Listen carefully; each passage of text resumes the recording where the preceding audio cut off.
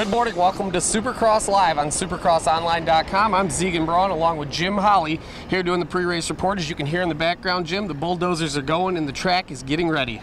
Yeah, they're getting ready for that retro night here. You know, it's the 40th anniversary of Supercross, and, you know, they want to make things bright here at Feld. So the Dirtworks guys, Rich Winkler, and the guys out there making last preparations. But I'm excited about the retro night because of the bikes. I mean, they're changing all the graphics. At one point, I saw a picture of a Team Honda. They're running the old fork boots. I don't know if they're going to run it, but it looks good in the picture. It'll be pretty neat to see the 40th anniversary celebration race tonight here. Round number 3, Anaheim, California. The weather is beautiful.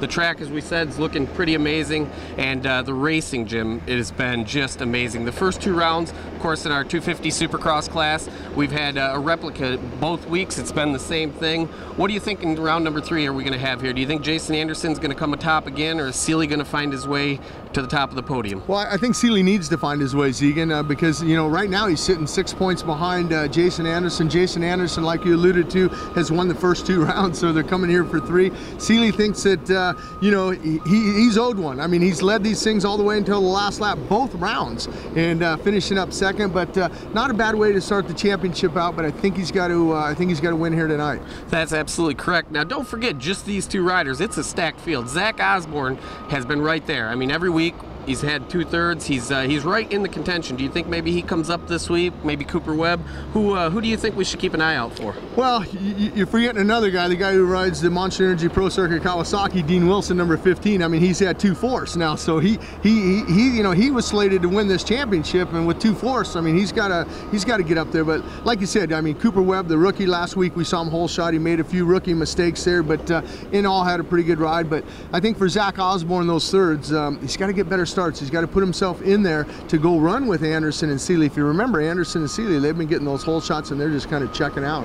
It's going to be a lot of excitement in our 250 class. Now, the one I've really been focused on and checking out, our premier class, the 450 Supercross class. Ryan Villapoto, got to start with that. He's got the red plate already this year. What do you think about that? How does that look for the rest of the field? I mean, we've got a deep, deep field, but what do you think? Well, it looks tough for the rest of the field because, I mean, if you go back to last year, the opening round, Villapoto had a 16th. I mean, I think it was all the way until round 8, 9, or 10 that he redeemed that red number plate. Well, round 3, he's got that red number plate. It's only a 1-point lead over Ryan Dungey, but you know, the consistent guy's been Ryan Dungey. He's been the first 2 rounds he's been on the podium both times. So, you know, last weekend was great though. I mean, I was so happy to watch these guys out there. I mean, they all want it. I mean, they're out there pushing it. They're ramming into guys, knocking guys down and things like that. But who knows tonight? I mean, who's going to win? I mean, there's so many guys that can win that 450 class. You alluded to that. Ryan Dungey, 1 point behind. Ricky Carmichael said last week on our show, he's the guy that's going to podium you to death. He's clockwork. You can set a watch to him. He may not win every round, but he is consistent. He is Mr. Consistency in this thing. 1 point down, but he has to win. He has to win one here soon, doesn't he? Absolutely. I mean, you got to, if you're going to win the championship, consistency is not going to, you know, pay off if you're on the podium every time in seconds and thirds. I mean, it did a long, long time ago for Timmy Ferry on that East Coast 250 championship where he didn't win a round, but he won the Supercross championship. But you got to remember, those were only 8 rounds. We're 17 here in that 450 class, so you're going to have to win a few if you're Dungey. That's true. Now, one other guy real quick that I want to touch base on that he came out of the Ricky Carmichael road to Supercross, Justin Brayton. If you didn't know his name before this season, you didn't watch Amsoil Arena Cross, maybe you didn't, but he has really made a name for himself last week, leading first half of the race and almost putting a pass on Villapoto at the very end of the race last week.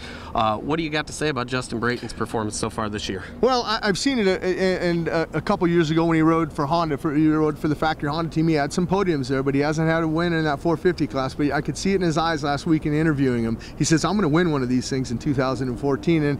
And you know, it's just great for the Joe Gibbs Yamaha team. I mean, I went through the pits earlier today, and they're running yellow motorcycles, so Yamaha will be yellow here at Retro Night. But you know, you look at a guy like Brayton, and I mean, I thought at one point he was going to win that thing at the end because his bike through the whoops was still working, and his tires were hooking up, the Pirellis that he was using, and you know, he's going to be a factor here tonight in Anaheim. All right, that's it for the pre-race. We want to be back here live at 2 p.m. on Supercross Live, supercrossonline.com. I'm Zegin Braun for Jim Holley. Thank you.